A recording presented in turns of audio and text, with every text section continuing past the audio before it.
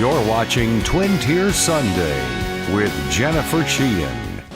Welcome to Twin Tier Sunday. I'm your host, Jennifer Sheahen. This week, we're at the Corning Museum of Glass. Now, before I show you the expansion that they're working on that is absolutely stunning, we're going to blow some glass. So right now, Gaffer Kurt Carlson, he's going to be getting some glass out of the kiln. Now, you might not be able to see him because he's right off screen, but what he's doing is taking molten glass and putting it on like a metalish rod. So he's getting it ready to blow a pumpkin today. That is my task. So there's the hot glass right now. It's about 1,200 degrees or 1,300? 2,100 degrees. Woo, way, that's hot. So now he's adding the color to the glass, the molten glass. So I chose a white pumpkin today, a little different. Figure that way it can last throughout the winter season as well. So he's dipping that color on top, and he's then gonna heat it up in the kiln. So it's melting that colored glass right on top. Goes. It's very, very hot. A reheating furnace, which the Italian name for it is the glory hole, which sounds kind of odd, but have you ever seen on a cloudy day and there'll be a hole in the clouds and a shaft of sunlight will be coming through? They would call that the glory hole, where the light of God was coming through. Well, the old Venetian glass houses used to be fired by a wood fire, so they'd be filled with smoke, but you would come in and these reheating furnaces, this shaft of light would be coming out through the smoke, and so that's how it got the name the glory hole. That's pretty incredible. Now he's coming over here, he's rolling the molten glass, making it a little bit more smooth on the exterior. Very cool process. You'd be surprised, it doesn't take very long to make a glass piece, but you have to work quickly because otherwise, obviously, it will cool down. It's gonna blow a little bit of a bubble into that molten glass, gonna puff it up a little bit. So that essentially is a tube that allows you to blow air through the molten glass. The last time I visited CMoG, I met Gaffer Eric Meek, who explained just how unique this art form is. Every movement the Gaffer makes, every breath of his own he puts into the molten glass, becomes a fragile piece of art. For a Gaffer, the delicate process is worth every moment. That handwork tradition is the history of Corning. It's what everything is tied to in this community. Here at the Corning Museum of Glass, people from around the world learn about why glass is so important, but most particularly here in the Crystal City. Would everybody like to see Chris make something larger today? I was hoping you would say that. Glass is something that's very mysterious to people. It's not something that we work with every day in a molten state, and it's a real privilege for us to bring that to life for our visitors. And although the art of glass blowing may be dying, you'd be surprised to find out that glass making is more prevalent than ever. But there are probably more people working in glass today than there have been in the last 60 years in the United States. People appreciate the value of something made by hand, the value of something made with care.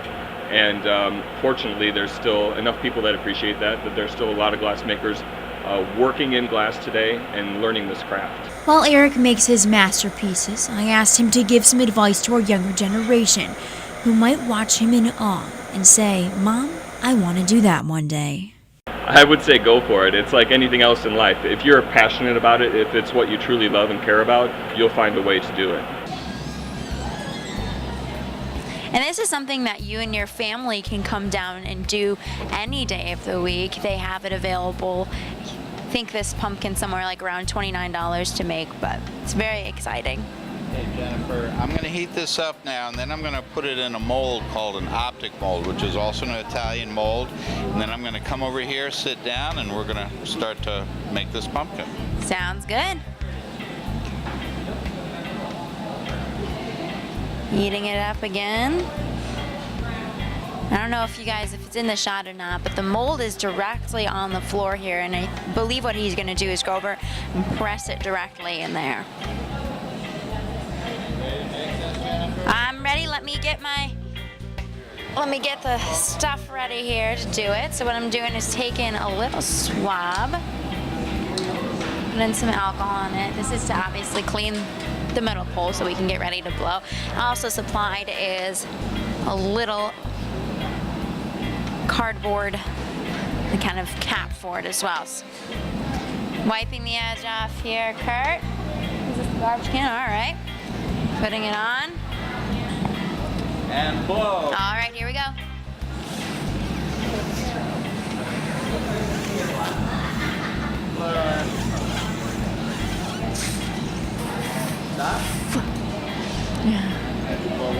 All right, one more time.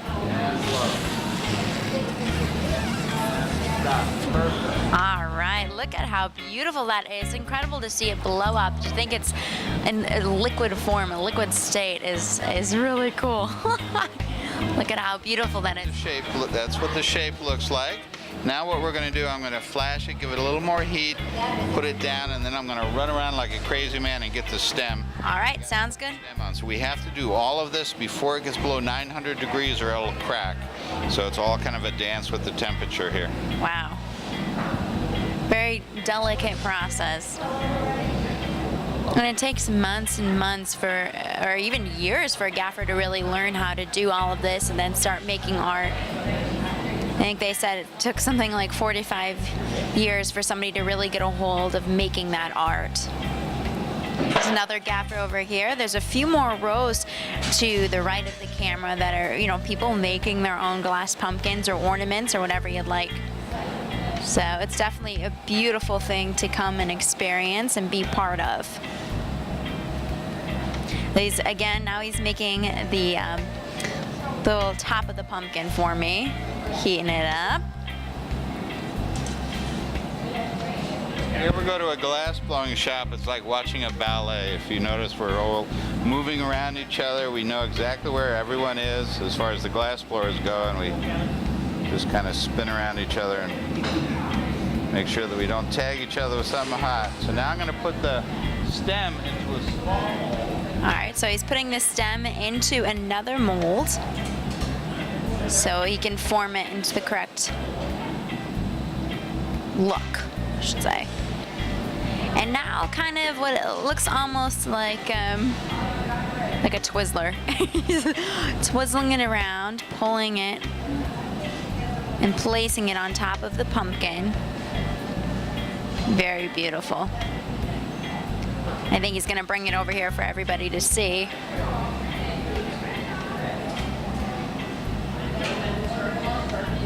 It's not the typical pumpkin. I made it white and purple. I figured why not try something different. So there it is. It is all finished piece. So right now what he's going to do is put that into a cooling kiln. Now it says 900 degrees, and then over a course of 12 hours it slowly cools the glass down so it doesn't break. So it takes a very long time for them to cool. Thank you so much, Kurt. Now, this isn't the only way for people to come experience. You guys are having a special Veterans Day event as well. Why don't you tell me about that? We are on the weekend of Veterans Day. So Veterans Day is on Monday, but the Saturday right before Veterans Day, we were having an event where veterans, if they sign up earlier, we'll give them basically an hour's free glass blowing lesson. And we'll make a variety of things with them. They can either make a tumbler or a bowl or a vase, or a pumpkin like we just saw, or even a flower. So we'd love to have, last year we filled up the slot. We had veterans here the whole day, and we're hoping for the same thing this year. Do they have to call in advance, or is this something that... They do. They have to call in advance and make a reservation. So we'll be going from 9 in the morning till 5 in the evening, and just call and we'll figure out a time for you and come down. You also get a free pass to the museum for that day, and we also have free passes all weekend and Veterans Day at the museum for veterans. Thank you so much. And now after the break, we're going to take a tour of that beautiful expansion that's happening right next door. Thanks, Kurt.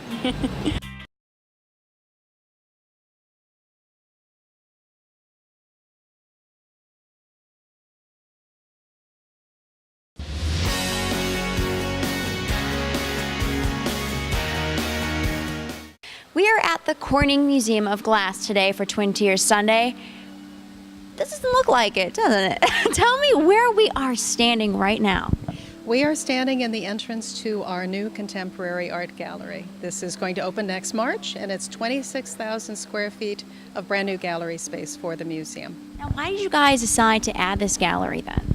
Well, our collection is comprehensive. We collect glass from antiquity to 2014 right now, and we will continue to collect into the future. And what we have learned over the years is that artists who work in glass are working bigger and bigger and bigger, particularly those who make sculpture.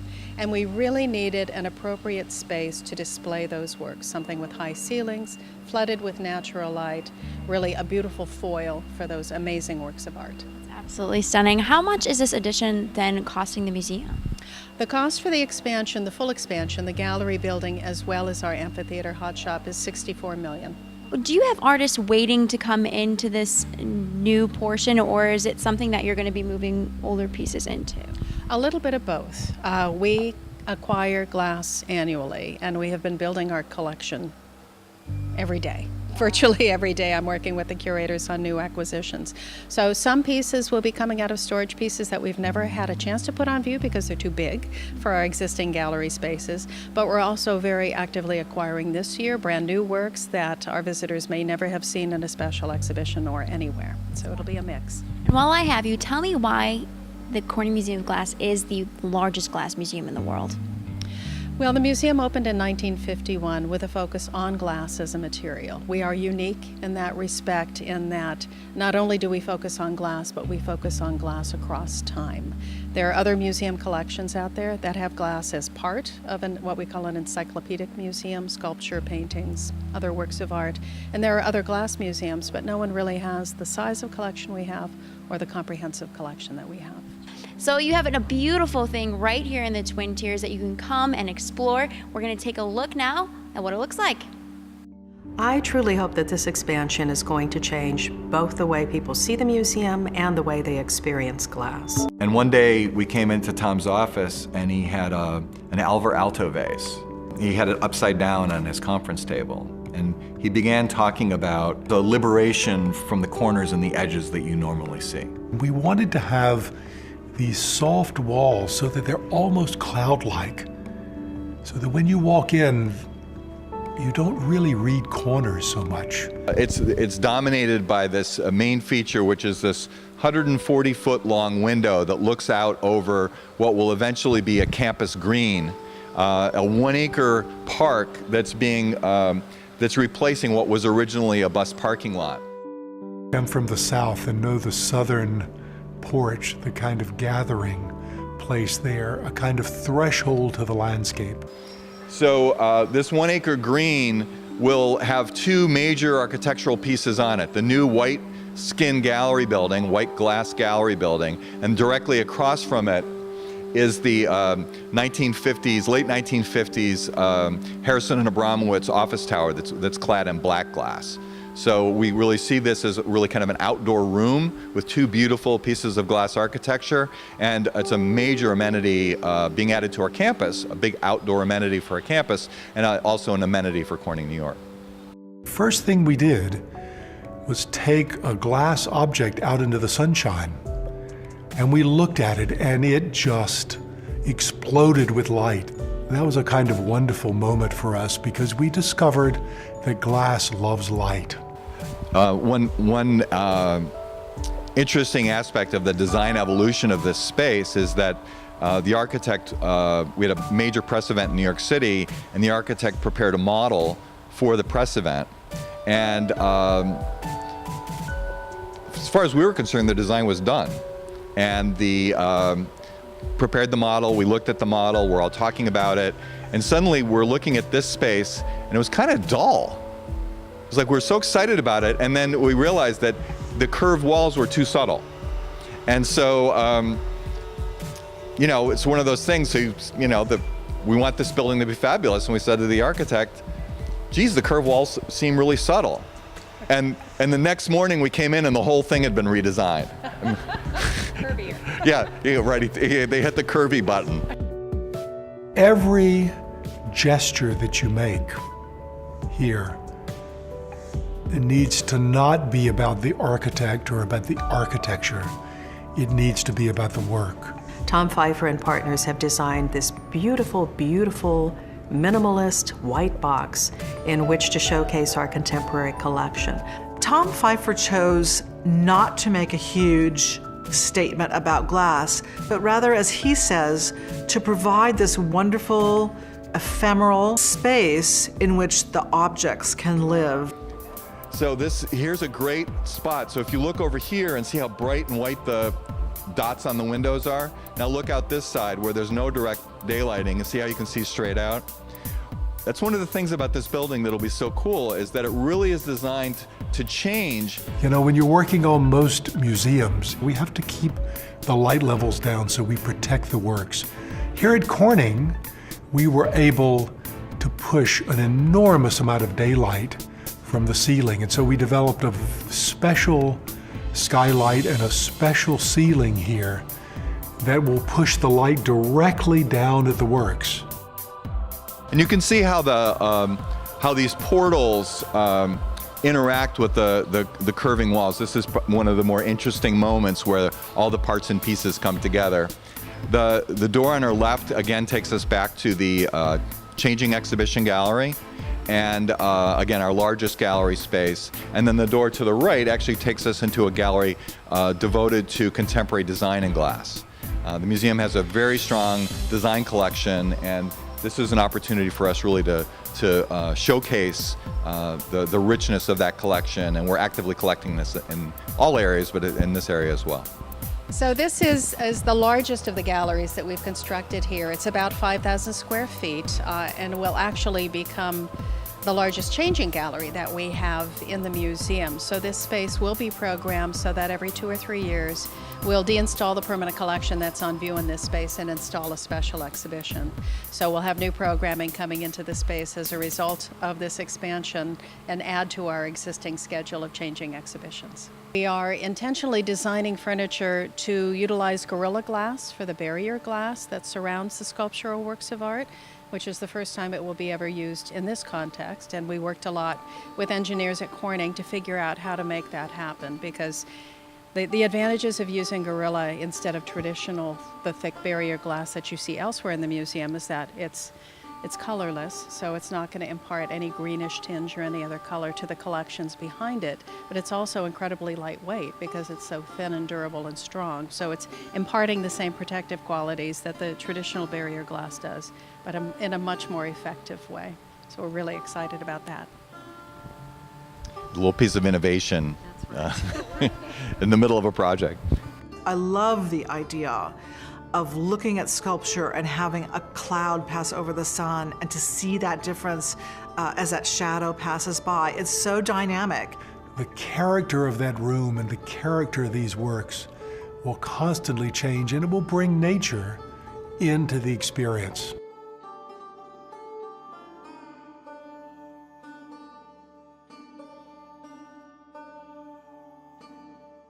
This is about 1,000 square feet.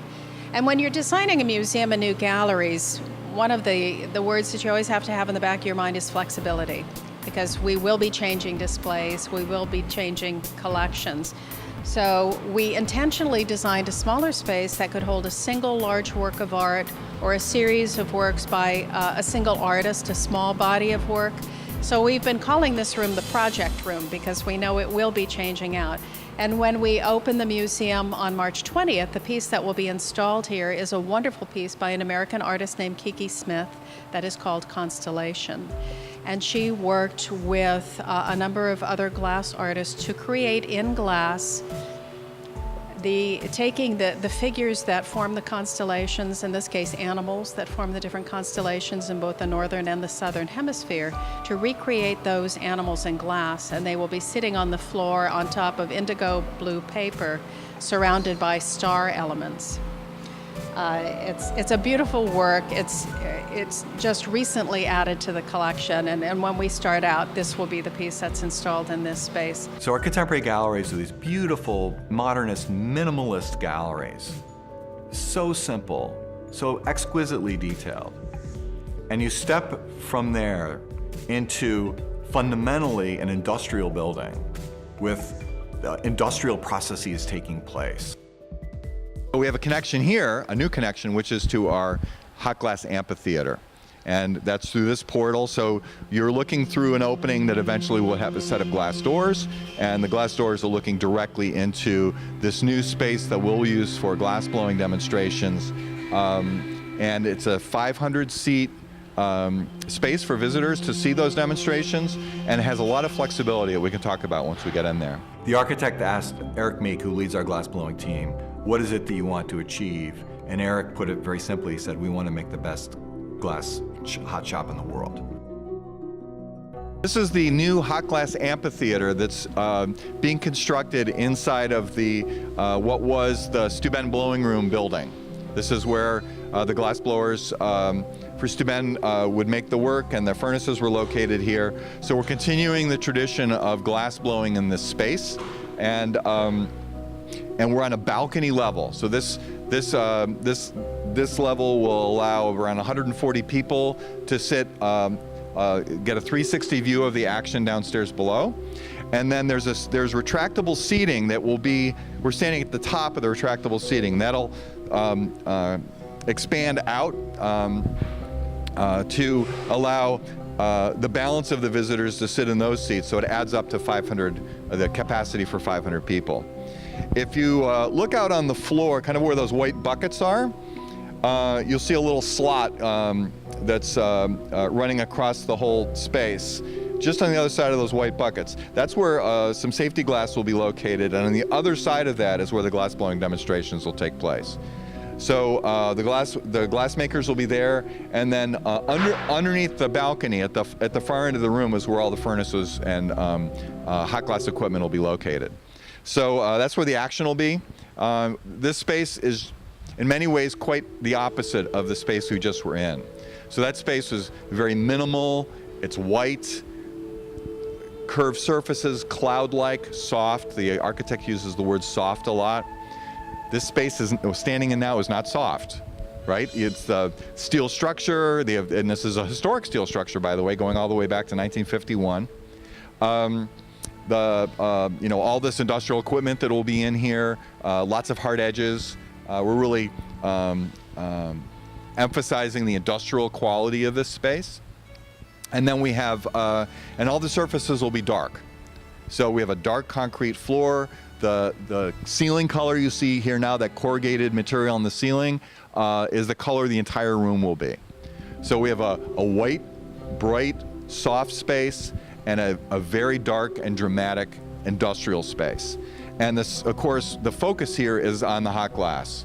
So we're making this dark space. It's a little bit like the fire in the fireplace, right? So the glow of the furnaces and the glow of the glass being made, that'll be center stage here. We have an expansive space, a huge footprint, in which artists can try and manipulate this material to the greatest extent that they can. And for me, it's incredibly important that glass blowing theater is the old Steuben glass blowing room. I love that continuity and that history and that sense of place.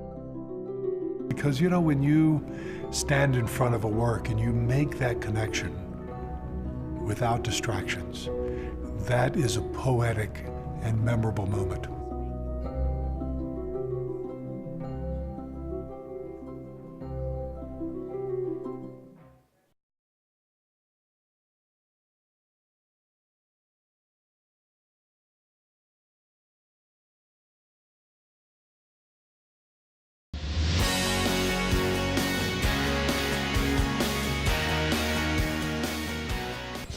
All right, so Yvette joins us now. She's going to tell us about all the wonderful things that are coming to the future of the museum here in the next few weeks and/or months.